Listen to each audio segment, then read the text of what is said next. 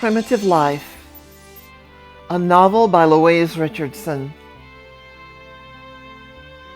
Chapter 12, Convergence, Part 1. "You doing okay, Dennis?" Otto asked him. "Yeah, sure. How about you and Hollis take the other side of the street on this block? Jorge and I'll do this side. The rest of the boys are doing the historic district already. We'll finish up with R Street and R&a-half Street and meet the others at that big Chinese buffet restaurant on Ofot's Bayou for lunch. We'll figure out what to do next then. This thing's going to hit before sundown, and it won't be pretty." "Okay, Hollis, I'm with you," said Dennis. "Let's go, kid," said old Hollis. Hurricane Ike had hit Galveston, and had hit it hard. The town was still recovering from the influx of New Orleans refugees from Hurricane Katrina and the damage from its own Hurricane Rita. Hal Henderson, the former sheriff, and Otto Schmidt, the incumbent sheriff, got the warnings early enough to move their families further inland for the duration. They both stayed behind, even as the waves crashed over the seawall, to help with evacuation and rescue, Otto mostly because it was his job now, and Hal because he characteristically could not do otherwise. Leah Schmidt and the kids were packed off to Round Rock. Jan Henderson, Hal's wife, drove south to stay with her mother in Kingsville. Dennis Henderson, the prodigal son, stayed by the seawall, too, for a while. Although Hal could not work with him, Otto welcomed his help. Together, with the deputies and a few other volunteers, they tried to rout the holdouts who could not or would not leave their homes before the storm surge hit. Harvey Llewellyn was not happy. His luck had run out, and he could not settle anywhere for long. Even when he would have been relatively safe from the law, had he known whether or not the local authorities suspected his whereabouts. He saw police around every corner. No more could he count on even the modest salary of a college professor or a charter boat captain. No more did he have friends or colleagues or lovers or anyone he could trust. It galled him to work odd jobs for minimum or sub-minimum wage, and he would jot on to the next town after each payday. The $200 he was able to draw as Ed Dowd from the Boca Bonita Federal Credit Union, ATM, before the authorities could catch up with him, did not go far. His luck extended a little further when he hired a PT Cruiser from Gator Rent-A-Car the morning after his escape, and he was able to put a few hundred miles between himself and his former friends in southern Florida. He ditched the car near the Georgia state line and took a bus west into the unknown. It was all downhill financially, emotionally, and psychologically for Harvey from that point onward. "Harvey, I'm sick of this shit. I was a goddamned full professor of biology, and now I'm a landscaping stooge for a band of fucking illegal aliens, for God's sake. And I'm scruffy. Well, maybe I was always a little disheveled, but never scruffy. I have lost some weight. I hardly ate anymore. And I've built up a little upper body strength, but I'm not what you would call buff. The very idea of gym membership, as if I ever had such an idea, is out of the question now. I need money, lots of it, and yesterday. If I could get my hands on my comics collection, I could sell it and fly out of the country to someplace beyond extradition. I could do well in Venezuela with a few $1,000. Maybe they could use a prominent biology professor. and then the Venezuelans could thumb their noses at the Yanks while I discover new species on the Orinoco. Now that's a plan. Gotta get back to Habsburg. I might actually have the advantage of surprise. Nobody would think I planned to go near the old school again. Why would they? I've circled around the South and Midwest until even I hardly know where I am anymore myself. But I know where I'm headed.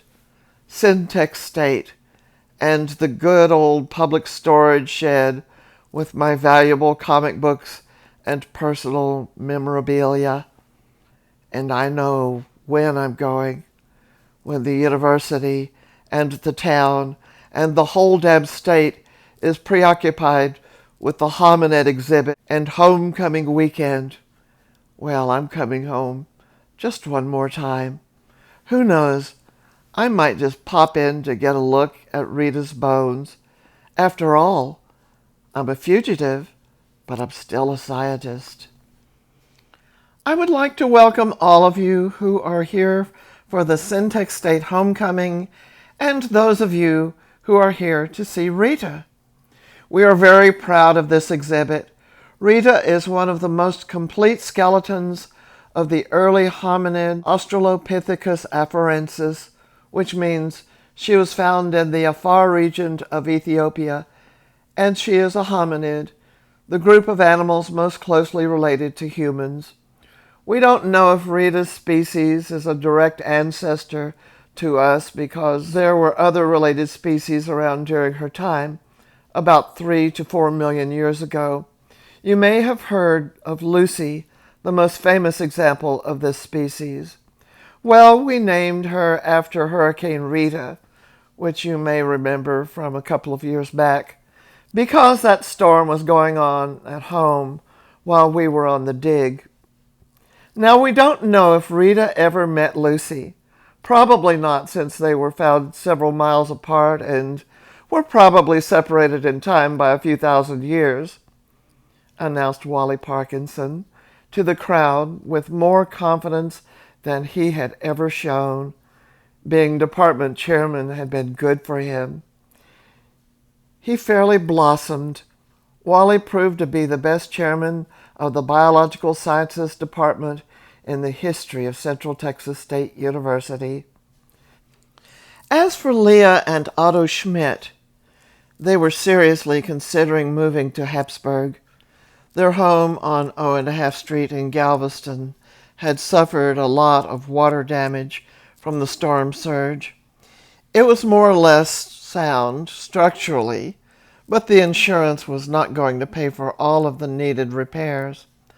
Otto loved the coast, but he had a family now, and he didn't want to put them through such trauma again. Still, he would need to find work in the Habsburg area. Perhaps there would be law enforcement opportunities in San Marcos or Seguin or New Braunfels. For now, Otto and Leah were staying with her folks in Round Rock. Artie and Precious enjoyed playing in Grandma's and Granddad's grassy backyard. All they had known in Galveston was sand and seashells.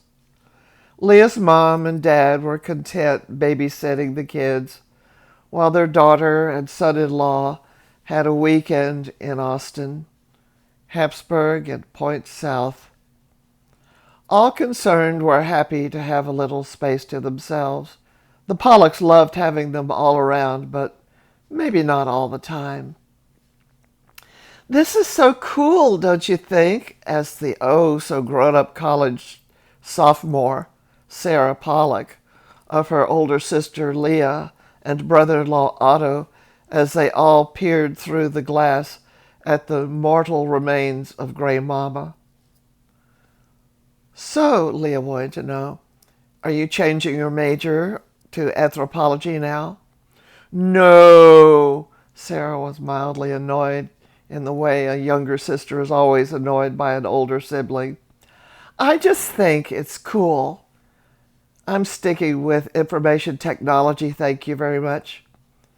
My sister the geek, Leah proclaimed. You just wait and see, big sister. IT is where the money is, where the future is. You'll never meet a soulmate among the computer freaks. They're all guys, aren't they? Mostly. Shh. Maybe Otto doesn't care to hear about my lesbian proclivities. Don't mind me, said Otto. I'm all ears. But just what are your proclivities, and can I watch? Pervert! So, Leah, do you mind if I tag along with you guys to Tommy's Surf and Turf? I know it's all romantic to you two, but you do know the food there is crap, don't you? I do crave their hush puppies, though. Sure, come along, Otto said after checking with Leah's eyes. You do know the food is crap, don't you? Sarah repeated. We do, agreed Leah, but it's a tradition. Totally acknowledged Otto. Just so we're straight on that, Sarah affirmed. I thought you liked Tommy's, Leah told Otto. It's okay. Huh, the sisters Pollock commented. End of Part 1, Chapter 12, Convergence. Primitive Life, a novel by Louise Richardson.